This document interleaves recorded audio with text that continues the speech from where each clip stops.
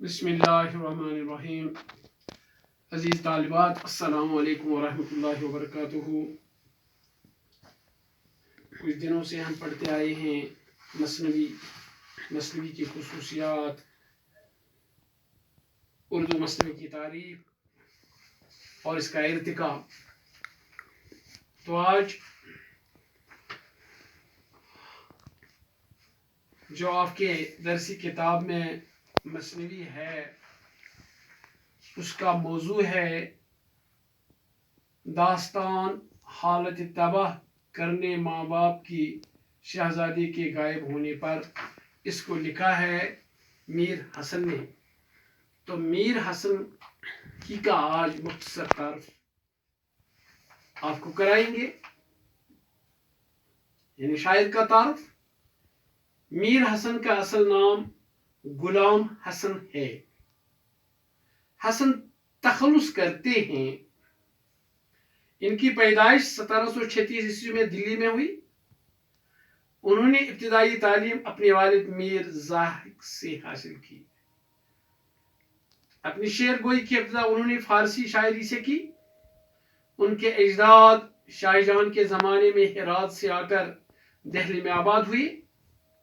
दिल्ली बर्बाद हुई तो मीर ज़ाहिक पहले लखनऊ, फिर फैज़ाबाद और उसके बाद दोबारा लखनऊ पहुंचे।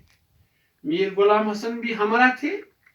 पहले मीर ज़ाहिक और फिर सोदा से कलाम पर इस्लाह ली।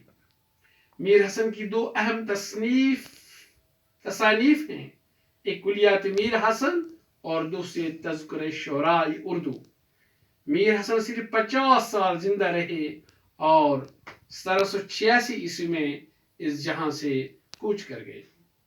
मीर हसन एक साहिब दीवान शायर हैं।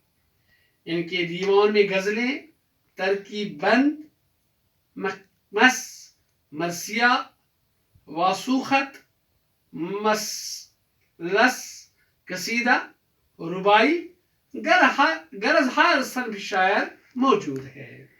कसीदा गोई में अगरचे मीर हसन ने कोई कमाल हासिल न किया, लेकिन उनकी गजल गोई का मियार साफ सुथरा और बुलंद है।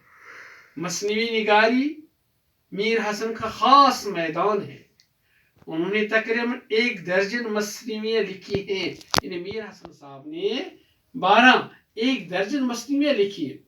मसनवी सहरुल बयां उनका एक शाहकार है। शहरुल बयां जो मसनवी है उनकी मशहूर मसनवी है।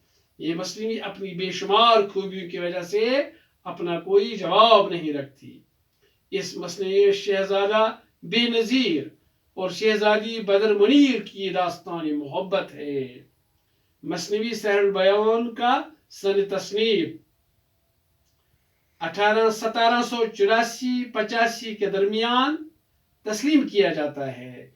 मीर हसन ने अपनी इस तस्नीफ पर बड़ा फख्र किया और अपनी नाम आवली का जरिया करार दिया है। शेर के जरिए यहाँ पे रहेगा जहां में मेरा इससे नाम, रहेगा जहां में मेरा इससे नाम, कि है यादगार जहां यह कलाम।